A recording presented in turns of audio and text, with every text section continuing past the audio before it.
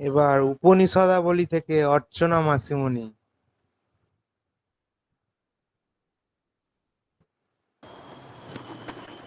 ওম শ্রী অরবিন্দ মীরা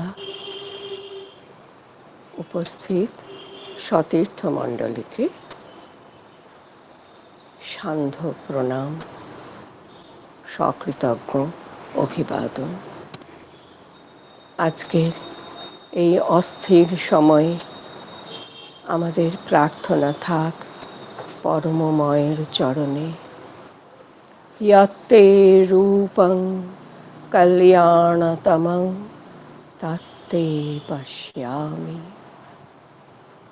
সেই রূপ নিয়ে তিনি আমাদের কাছে অবতীর্ণ হন। আর পৌরাণিক প্রসঙ্গে আগামীকাল রক্ষাবন্ধন, যা আজ জাতীয় উৎসবে পরিণত হয়েছে, সেই রাখি পূর্ণিমার শুভেচ্ছা সকলের জন্য। আমরা সবাই এই রক্ষা সূত্রকে অবলম্বন করে যেন আরেকটু বেঁধে বেঁধে থাকি, আরেকটু যেন পরস্পরের কাছাকাছি হতে পারি। আর তার জন্য সেই আদিত্যপর পরমময়ের কাছে ঈশাশ্রুতির মন্ত্র উচ্চারণ করে আমরা আজকের পাঠ শুরু করতে যাচ্ছি। 18টি মন্ত্রে গ্রথিত হয়েছে শুক্ল যজুর্বেদের 40তম সংহিতার, শুক্ল যজুর্বেদ সংহিতার 40তম অধ্যায়টি, যেটি তার আধ্যাত্মিক শ্রুতির গুণে উপনিষদ রূপে পরিগণিত। তারই অন্তিম দুটি মন্ত্র নিয়ে আজ প্রভু শ্রী অরবিন্দের আলোচনা বিধৃত রয়েছে, যেখানে তার থেকে আমরা একটু পাঠ করব। এই অংশটিকে বলা হয়েছে চতুর্থ প্রবাহ, তার যে দ্বিতীয় খণ্ড এবং এটি অন্তিম খণ্ড। এর বিষয় হচ্ছে আলোচনার ঈশাশ্রুতির সপ্তদশ ও অষ্টাদশ মন্ত্রদ্বয়। প্রভু তার নাম দিয়েছেন, আলোচনার প্রথম পর্বটির নাম দিয়েছেন কর্ম ও দিব্য ক্রতু। দুটি শব্দই আমরা আগেও দেখেছি। যেভাবে প্রভু ব্যাখ্যা করেছেন সেই পথে আমরা আমাদের পাঠকে এগিয়ে নিয়ে যাওয়ার চেষ্টা করেছি। আর দিব্য শব্দ তো রয়েছেই, আর ক্রতু শব্দ এসেছে আগে, তবে সেই প্রসঙ্গটি বিশেষভাবে উত্থাপিত হচ্ছে অন্তিম দুটি মন্ত্রে। তাহলে আমরা পূর্ব ক্ষেত্রে যেমন করেছি আজ একটু সেটাই করি। কোন দুটি মন্ত্র আলোচনার জন্য প্রভু উপস্থাপন করছেন সেই মন্ত্র দুটি একটু দেখে নিই। কারণ দেখেছিলাম, তবে সে তো অনেক কাল হয়ে গেছে। প্রতিদিন, প্রতি প্রভাতে, প্রতিক্ষণে এই মন্ত্র নূতন করে উচ্চারণ করা যায়। সপ্তদশ মন্ত্র এইরকম: বায়ুরনিলম অমৃতমথেদং ভস্মান্তং শরীরং ওম ক্রতো স্মর কৃতং স্মর ক্রতো স্মর কৃতং স্মর। প্রভু যেভাবে অনুবাদটি লিখেছেন আমরা সেটি একটু দেখে নিই। বলছেন, সব বস্তুর নিঃশ্বাস বায়ু এক অমর প্রাণ, অনিলং বায়ু অমৃতম। এই অনিল বায়ু নিঃশ্বাস বায়ু, সে এক অমর প্রাণ। অথ ইদম শরীরং ভস্মান্তং, কিন্তু এই দেহের পরিণাম ভস্ম। এই পাঞ্চভৌতিক শরীরকে পঞ্চভূতে বিলীন করে দেওয়ার যে সনাতন প্রথা, সেটি সব দিক থেকে বিজ্ঞানের হাত ধরে চলে, সেও আমরা জানি। আর এই এক শরীরের ভস্মী সাতকরণকে ভারতীয় দর্শনেরই বিভিন্ন শাখা বিভিন্নভাবে ধরেছেন। আধ্যাত্মিকতার দৃষ্টিভঙ্গি থেকে যে ব্যাখ্যা করাই হোক না কেন, মরদেহের এই যে অন্তিম গতি, এর থেকে তো কারো নিস্তার মিলছে না। একটাই কারণে, পঞ্চভূতের শরীর আবার পঞ্চভূতেই লীন হয়ে যাবে, সে তার থেকে পৃথক হবে না। তারপর তার পুনরাগমন বা তদ বিষয়ক যা ভাবনা চিন্তা, সেগুলি পৃথক, সেগুলি আলোচিত হবে। আর এক এই ঈশাব শ্রুতি, তিনিও যেমন শরীরের ভস্মী ভবনের কথা বলছেন, তেমনি জড়বাদী চার্বাক দর্শনও বলেছেন, আমরা জানি। তবে তার দৃষ্টিভঙ্গি তো অবশ্যই অন্য রকমের, কারণ সেখানে বলেছেন না, আমাদের খুব চেনা চেনা সেই শব্দগুলো, যাবৎ জীবং সুখং জীবেৎ, ঋণং কৃত্বা ঘৃতং পিবেৎ। কেন ঋণ শোধ করার দায় নেই? বলছেন ভস্মীভূতস্য দেহস্য পুনরাগমনং কুতঃ। শরীর তো চলে যাবে ভস্মসাৎ হয়ে, সে তো আর ফিরবে না, তার কোনো দায় থাকবে না। কিন্তু সেই দায় মোচনের কোনো দায়িত্ব বেদান্ত নেয়নি, উপনিষদ নেয়নি। কাজেই শ্রদ্ধা সহকারে বলছেন যে এই যে সব বস্তুর নিঃশ্বাস, অমর প্রাণ যে বায়ু, সেও যেমন রয়েছে, কিন্তু এই দেহের পরিণাম হচ্ছে ভস্ম।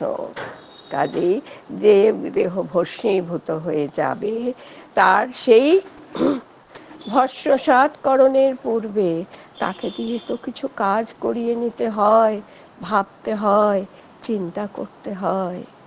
তাকেই বলছেন, ও হে ক্রতু, হে ইচ্ছা শক্তি, স্মরণ করো, নিজের কৃত কর্ম স্মরণ করো। এই ওম শব্দটি হচ্ছে অগ্নির ব্রহ্মস্বরূপের প্রতীক। সুতরাং সেই ভস্মীভূত হবে শরীর যে অনলে, তাকেই প্রার্থনা জানাচ্ছেন। বলছেন সেই দেহধারীকে, ক্রত স্মর, হে ক্রত, হে তাকে, হে অগ্নি, তাকে স্মরণ করো। আমার চিত্তস্থ যে সংকল্পাত্মক যে অগ্নি, সেই অগ্নির কাছে প্রার্থনা, ব্রহ্মস্বরূপের প্রতীক স্বরূপ অগ্নির কাছে প্রার্থনা করছেন যে হে ক্রতু, তুমি স্মরণ করো।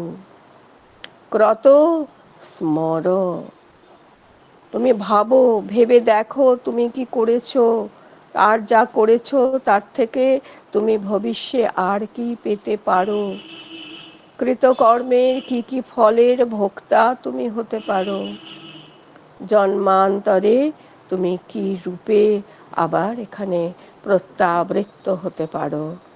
তোমার সেই অতীত সত্তা এবং ভাবী সত্তা, যা তোমার কর্মের মধ্যে প্রচ্ছন্ন ছিল এবং প্রকটিত হয়েছে, তাদের স্মরণ করো। নিজের কৃত কর্ম স্মরণ করো। বারবার বলার জন্যে দ্বিরুক্তি রয়েছে এখানে। কৃতং স্মর, ক্রত কৃতং স্মর, ক্রত স্মর কৃতং স্মর। এখানে এই যে বায়ুর কথা বলছেন, সেই বায়ু বিষয়ে একটি পাদটিকা প্রভু দিয়ে রেখেছেন। এই বায়ুকে, এই বায়ু হলেন বিশ্বব্যাপী প্রাণ শক্তি, যাকে আমরা অবলীলাক্রমে প্রাণবায়ু বলে থাকি। আর একেই তো আমরা এই উপনিষদেই দেখেছি, তাকে মাতরিষ্যা বলা হয়েছে।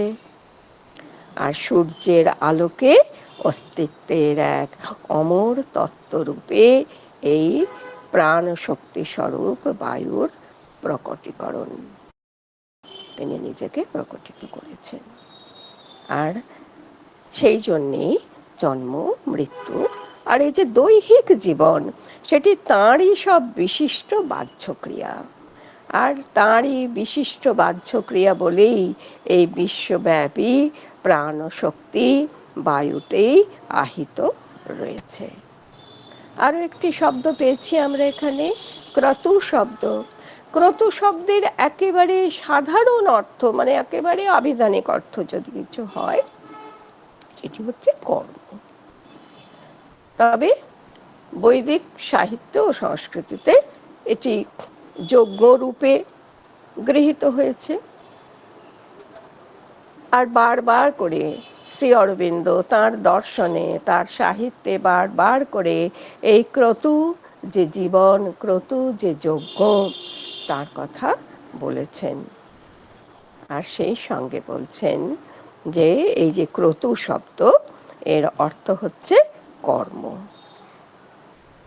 আর সেই শুধু কর্মটুকুই নয়, কর্ম তো ফল, সে কর্মের পশ্চাতে যে কার্যকর শক্তি রয়েছে, সেটি কি হয় না মানস চেতনায় ইচ্ছা শক্তি হয়ে ওঠে। আর সেই শক্তি হচ্ছে অগ্নি। যে অগ্নির তার প্রকাশ হয় জড়ে, কিভাবে হয়? উত্তাপ, আলোক আর স্থূল ক্রিয়া শক্তি রূপে। তাকেই আমরা দেখছি অগ্নির কাছে পাচ্ছে উত্তাপ, অগ্নি দিচ্ছে আলো এবং শক্তি। যা কিছু, সে জঠরাগ্নি থেকে শুরু করে সব শক্তি এই অগ্নির যা দাহিকা শক্তি, তাই সমস্ত কিছুর পাচক রূপে কাজ করে। আর যখন সে তার ঊর্ধ্বায়ন হয়, তখন কি করে না মানব চেতনার অন্য সব স্তরে বিভিন্ন রূপ ধারণ করে, করে ক্রম পরিণামী অভিব্যক্তির পথে তাকে নিয়ে যায়। আর এর ফলে কি হচ্ছে? এই অগ্নির শক্তিতে, এই ক্রতুর শক্তিতে মানুষের ঊর্ধ্বে সত্য ও আনন্দের পথে পরিচালনা সম্ভব হচ্ছে। তাই সেই যে দিব্য পরিচালনা শক্তি, তাকে স্মরণ করেই বলছেন, তাকে একেবারে ছোট্ট করে তাকে ইচ্ছা শক্তি শব্দের দ্বারা উপাত্ত করা হয়েছে। সে ইচ্ছা শক্তি, তাকে স্মরণ করো। তুমি কি করেছো, কি করতে বাকি আছে, কি করতে চাও, কি করতে পারোনি, সব তুমি স্মরণ করো। এই হলো আমাদের সপ্তদশ মন্ত্র। অন্তিম মন্ত্রে কি বলছেন? প্রণাম জানাচ্ছেন তাকে, তার কাছে সুপথের নির্দেশ চাইছেন। শ্রুতি अग्नेनाय सुपथाराये अस्मान् विश्वानि देवा वयुनानि विद्वान् युयोद्धस्मज्जुहुराणमेनो भूयिष्ठां ते नम उक्तिं विधेम। ভূয়িষ্ঠাং নম উক্তেং তে বিধেম। তোমার উদ্দেশ্যে আমরা আমাদের পূর্ণতম প্রণতির স্তব করি। হে অগ্নি, নয় সুপথা, আমাদের শুভ পথে আমাদের পরিচালনা করো। রায়ে, আমাদের সুখের জন্যে। তুমি কেমন? বিশ্বানি বায়ুনানি বিদ্বান, তুমি তো সব জানো, সব বস্তু তুমি জানো, যা অভিব্যক্ত হয়েছে, যা অনভিব্যক্ত রয়েছে, যা জ্ঞান স্বরূপ, যা অজ্ঞান স্বরূপ, সব কিছু তো তুমি জানো। সুতরাং যে পথে গেলে আমরা মঙ্গলের সাক্ষাৎ পাব, যে পথে আমাদের গতি মঙ্গল কর্মে নিয়োজিত হবে, সেই শিব পথে আমাদের নিয়ে চলো। কারণ আমাদের কি করতে হবে? শিব পথে যদি যেতে হয়, তাহলে সেই শিব মার্গে যেতে হলে অশিব মার্গের থেকে বিবিক্ত থাকতে হবে। তো সেই পথের দিশাও কে দেখাবে? হে প্রকাশশীল জ্যোতিষ্মান অগ্নি, তুমি সেই সব কুটিল পথের প্রলোভন থেকে আমাদের সরিয়ে নাও। যুয়োধি পৃথক করু, আমাদের পৃথক করে নাও, আমাদের সরিয়ে নাও। কাকে? না জুহুরাণামেন, যে সমস্ত কুটিল পথের যে প্রলোভন, পাপের যে প্রলোভন, তা থেকে আমাদের সরিয়ে নাও। সব কিছুর মূলে তোমার সেই জ্যোতিষ স্বরূপ। আর এই জন্যেই শেষ হচ্ছে ঈশাশ্রুতির এই অংশ, যে তে ভূয়িষ্ঠাং নম উক্তিং বিধেম। সুচিতাদির অডিওটা যদি বন্ধ হতো। তাই বললেন যে হে অগ্নি, অভিব্যক্ত সব বস্তু তুমি জানো, শুভ পথে আমাদের পরম সুখের দিকে পরিচালিত করো। পাপের সব কুটিল প্রলোভন আমাদের কাছ থেকে বিবিক্ত করে দাও। তোমার উদ্দেশ্যে আমরা আমাদের পূর্ণতম প্রণতির স্তব নিবেদন করি। তে তোমার উদ্দেশ্যে নম উক্তিং বিধেম, নমস্কার পুরস্বর, নমস্কার স্বরূপ যা উক্তি, তাই আমরা বিধান করি, তাই আমরা নিবেদন করি। এবং সেটিও একদম সুপারলেটিভ স্টেজের। ভূয়িষ্ঠ, পূর্ণতম প্রণতির নিবেদন করি তোমার কাছে। এই বলে ঈশাশ্রুতি তার মন্ত্রাংশ সমাপন করেছেন, আর প্রভু সেইখানে তার আলোচনাটি শুরু করছেন। প্রথম অংশে এসেছে কর্মের দিক। কারণ আমরা দেখেছি এই জ্ঞান কর্ম সমুচ্চয় আরো অনেক অনেক সমুচ্চয়, 16, 17, 18 ধরনের সমুচ্চয়ের কথা বলেছেন এই শাস্ত্রটি। আমরা পূর্বেও সে নিয়ে দু কথা বলার চেষ্টা করেছিলাম প্রভুকে অনুসরণ করে। ভাবি কালে সে সুযোগ আবার আসবে। আজ দেখে নি প্রভু কি বলছেন কর্মের দিক। তাহলে আমরা তো সে একং সব দিয়ে শুরু করেছিলাম, মাঝে একটি সপ্তাহ বাদ গেছে, সে যাক। আমরা জুলাই মাসের মাঝামাঝি বসেছিলাম, শেষের দিকেও বসেছি একদিন। তাহলে সেই সূর্যের দর্শন লাভ হলে সেই উদ্ভাসনে সত্য জ্ঞান গড়ে ওঠে, সেখানে দেখেছিলাম। আর এই কর্মের দিক বিষয়ে এখন বলছেন, তাহলে মর্তভাব থেকে অমরত্বে প্রগতির প্রথম মূল সূত্র আমরা পাই সূর্যের সাহায্যে। কেন? সূর্য হচ্ছেন প্রকাশ স্বরূপ, যার জন্যে সাধকের আস্পৃহা, যার জন্যে সেই হিরণ্ময় পাত্রের আবরণ অপাবৃত করার জন্য প্রার্থনা রেখেছেন ঋষি। সেই সূর্যের সাহায্যেই আমরা অমরত্বের পথে প্রগতির মূল সূত্রটি হাতে পাই। যে আলোক নিয়ে মন কি করে না পরিণামে নিজেকে অতিক্রম করতে সক্ষম হয়, ক্রমশ তার বৃদ্ধিও করে। শুধু অতিক্রম করাই নয়, তার বৃদ্ধি প্রাপ্তিও সবই কিন্তু সূর্যের জন্য। সেই সূর্য দ্বারের কথা বলেছিলেন, সেই সূর্য দ্বার দিয়েই ব্যষ্টি জীবের সীমাবদ্ধ চেতনা সর্বাশ্লেষী এক পরম আত্মার ক্রোড়ে পূর্ণ চেতনায় ও জীবনে উপনীত হয়। এই সূর্য দ্বারের কথা আমাদের ধরে বলে দিয়েছিলেন মুন্ডক উপনিষদ। তার প্রথম মুন্ডকে, প্রথম খণ্ডের দ্বিতীয় মুন্ডকের সম্ভবত একাদশ মন্ত্রে, আজকে আমার কাছে সেটি থাকা উচিত ছিল, এক্ষুনি কোনো কারণে নেই। ওইখান থেকে দেখো, ওইখানে যে কাগজগুলো রয়েছে, সেই সূর্য দ্বারের কথা,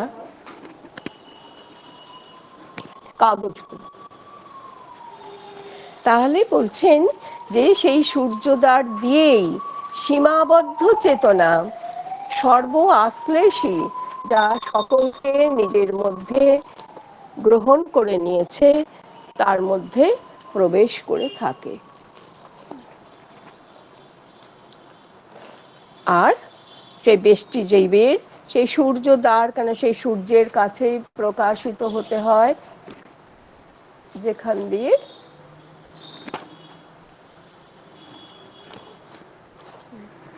আমি অত্যন্ত দুঃখিত, আমি সূর্য দ্বার বিষয়ে চেষ্টা করব পরের দিন। মণ্ডপ যা বলেছেন এটা আমার কোনো বিষয় না, আমি পেরে উঠবো না, আজকের মতো আমি ক্ষমা প্রার্থনা করে নিচ্ছি। তাহলে দেখা যাচ্ছে যে সূর্যের সাহায্যে তার আলোক পরিণামী যে সত্তা, সেই সত্তার কাছ থেকেই আমাদের অমরত্বের প্রথম দিশা প্রাপ্তি। চেতনা ও জীবন উভয়ে অমরত্বের সংজ্ঞার অন্তর্ভুক্ত হয়ে থাকে। কর্ম ছাড়া জ্ঞান অপূর্ণ থাকে, এগুলি আমরা পূর্বে পূর্বে দেখে এসেছি, প্রভু খুব ছোট করে এখানে বলে দিচ্ছেন। আর এই পূর্ণতা প্রাপ্তিও কিভাবে হয়েছে তারও স্তর ভেদও বলেছেন। তপস্যের দ্বারা, যেখানে সপ্তলোকের কথা বলা হয়েছিল, সূর্যলোক বলতে তপস্যের দ্বারা চিত, শক্তির দ্বারা সংবিত পূর্ণতা প্রাপ্তি ঘটে। আর প্রাচীন ঋষিদের কাছে সূর্য যেমন দিব্য জ্যোতির প্রতীক, অগ্নিও তেমনি বল, সামর্থ্য, চেতনার অন্তঃস্থিত ইচ্ছা শক্তির প্রতীক। সেই জন্যে কি করা হলো, সূর্যের কাছে প্রার্থনা তো ইতিমধ্যেই হয়েছে পূর্ব পূর্ব মন্ত্রেই, সেই অত্তে রূপং কল্যাণতমং, সেখানেও বলা হয়েছে पूषण्ये कर्षे यम सूर्य प्राजापत्य व्यूह रश्मीनि समूह यो असावसौ पुरुषः सोऽहमस्मि। এই বলে তো সূর্যের কাছে তার কল্যাণতম রূপের প্রার্থনাও যেমন করেছেন, অগ্নির কাছেও তেমনি বল, সামর্থ্য, চেতনার ইচ্ছা শক্তির প্রতীক অগ্নি, তার কাছেও প্রার্থনা জানানো হচ্ছে। অগ্নির কাছে প্রার্থনা করে সূর্যের কাছে প্রার্থনা সম্পূর্ণ করা হলো। এই হচ্ছে আজকের মন্ত্রবাণীর শেষ অংশ। সকলকে প্রণাম, সকলে ভালো থাকুন।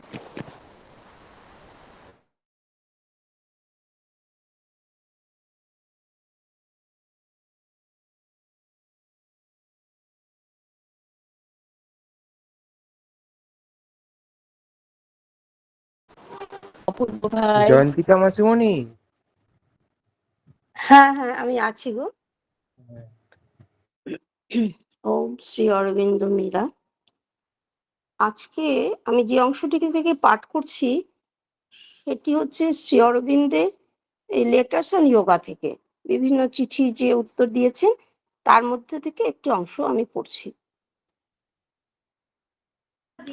প্রাণ শক্তিকে হত্যা বা ধ্বংস করা নয়, বরং চৈত্যসত্তা এবং আধ্যাত্মিক নিয়ন্ত্রণের মাধ্যমে এক পরিশুদ্ধ রূপান্তরিত করতে হবে।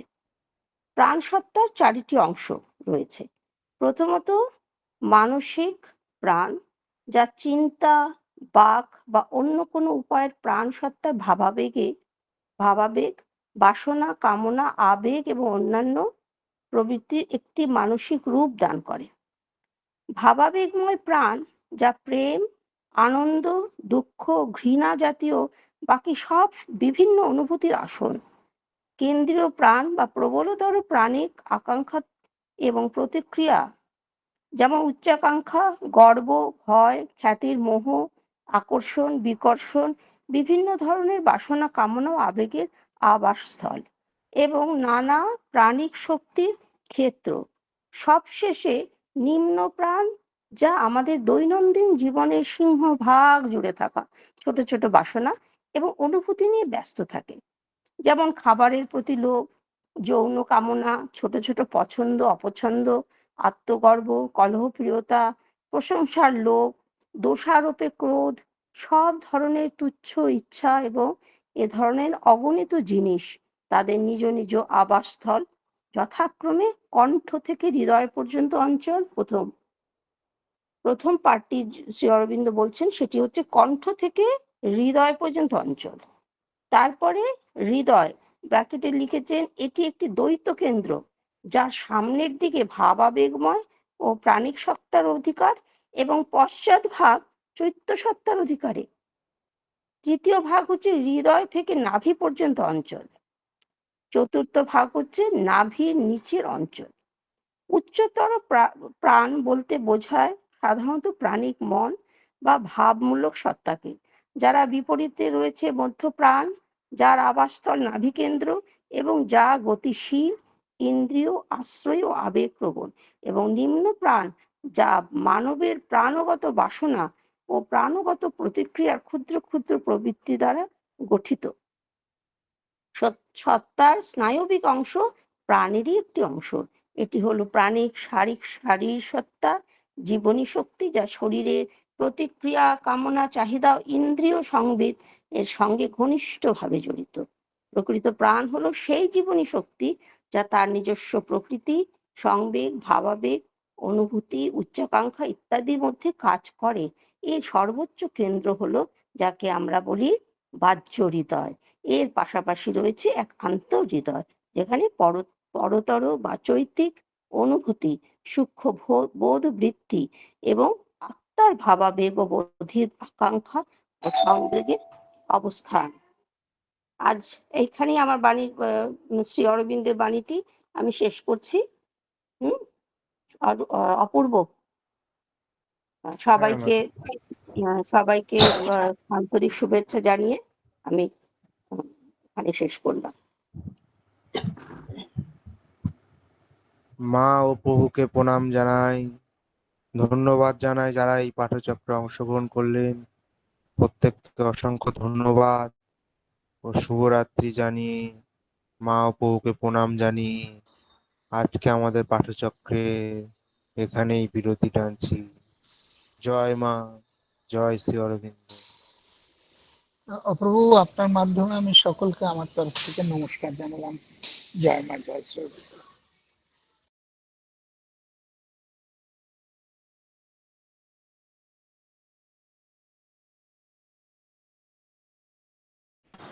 হ্যাঁ সন্দীপ দা, আপনি প্রতিদিন আমাদের সঙ্গে থাকছেন বলে আপনাকেও আমাদের অজস্র কৃতজ্ঞতা। না না না, প্রভু মায়ের আপনার কাছে আমরা একসঙ্গে বসতে একশোবার পারছি, আমার এটাই আন্তরিক শুভেচ্ছা নমস্কার জানবেন অর্চনাদি।